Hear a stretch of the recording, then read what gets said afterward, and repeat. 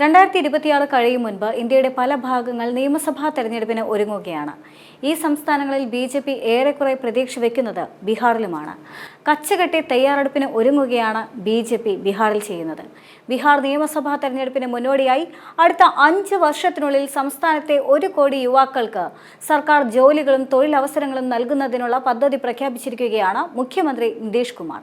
വീണ്ടും സംസ്ഥാനത്ത് ഭരണത്തിലേറാനുള്ള ശ്രമങ്ങളുടെ ഭാഗമായാണ് നിതീഷ് കുമാറിന്റെ നിർണായക പ്രഖ്യാപനം. 2020-2025 കാലയളവിൽ നിശ്ചയിച്ചിരുന്ന മുൻ ലക്ഷ്യത്തിന്റെ ഇരട്ടിയായി 2020-2025 കാലയളവിൽ 50 ലക്ഷം യുവാക്കൾക്ക് തൊഴിൽ നൽകുക എന്ന ലക്ഷ്യം കൈവരിക്കാനുള്ള പാതയിലാണെന്ന് മുഖ്യമന്ത്രി വ്യക്തമാക്കിയിരുന്നു.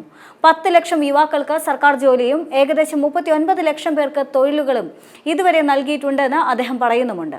ഈ പുതിയ ലക്ഷ്യം കൈവരിക്കുന്നതിനായി സ്വകാര്യ മേഖലയിൽ തൊഴിലവസരങ്ങൾ സൃഷ്ടിക്കുമെന്നും വ്യാവസായിക മേഖലകൾക്ക് പ്രത്യേക ഊന്നൽ നൽകുമെന്നും അദ്ദേഹം പറഞ്ഞു. ഇതിനായി ഒരു ഉന്നതതല സമിതിയും രൂപീകരിക്കും. പോസ്റ്റിലൂടെയായിരുന്നു നിതീഷ് കുമാർ സംസ്ഥാന തെരഞ്ഞെടുപ്പിൽ നിർണായക കാര്യമായി മാറിയേക്കാവുന്ന പദ്ധതിയെപ്പറ്റി പ്രഖ്യാപിക്കുന്നതും.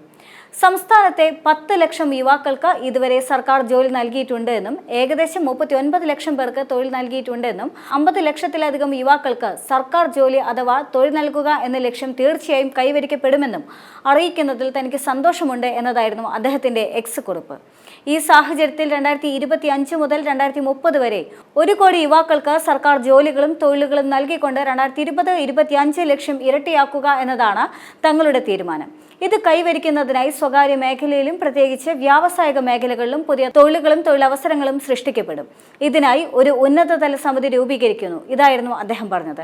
2005-നും 2025-നും ഇടയിൽ ബീഹാർ സർക്കാർ യുവാക്കൾക്ക് 8 ലക്ഷത്തിലധികം സർക്കാർ ജോലികൾ നൽകിയിട്ടുണ്ടെന്ന് മുഖ്യമന്ത്രി എടുത്തു പറയുന്നുണ്ട്. സംസ്ഥാനത്തെ കൂടുതൽ യുവാക്കൾക്ക് സർക്കാർ ജോലികളും തൊഴിലവസരങ്ങളും ലഭിക്കുന്നുണ്ടെന്ന് ഉറപ്പാക്കുക എന്നതാണ് തുടക്കം മുതലേയുള്ള കാഴ്ചപ്പാട് എന്നും നിതീഷ് കുമാർ കൂട്ടിച്ചേർത്തു. സ്വയം തൊഴിൽ അവസരങ്ങളുമായി സംബന്ധിക്കുന്നതിന് നൈപുണ്യ വികസന പരിശീലനം നൽകുന്നതിനായി സാത് നിശ്ചയ് പദ്ധതിക്ക് കീഴിൽ ജൻനായക് കർപ്പൂരി താക്കൂർ സ്കിൽ യൂണിവേഴ്സിറ്റി സ്ഥാപിക്കുമെന്ന് അദ്ദേഹം പ്രഖ്യാപിച്ചു. അതുവഴി സംസ്ഥാനത്തെ യുവാക്കൾക്ക് നൈപുണ്യ വികസനത്തിൽ പുതിയ ദിശ കണ്ടെത്താൻ കഴിയുമെന്നും നിതീഷ് കുമാർ ചൂണ്ടിക്കാട്ടി. ഈ വർഷം അവസാനമാണ് ബീഹാർ തെരഞ്ഞെടുപ്പ് നടക്കുമെന്ന് പ്രതീക്ഷിക്കുന്നത്. താൽക്കാലികമായി ഒക്ടോബർ അല്ല എങ്കിൽ നവംബർ മാസങ്ങളിലായിരിക്കും നടക്കുക. കൃത്യമായ തീയതി തെരഞ്ഞെടുപ്പ് കമ്മീഷൻ ഇതുവരെ പ്രഖ്യാപിച്ചിട്ടില്ല.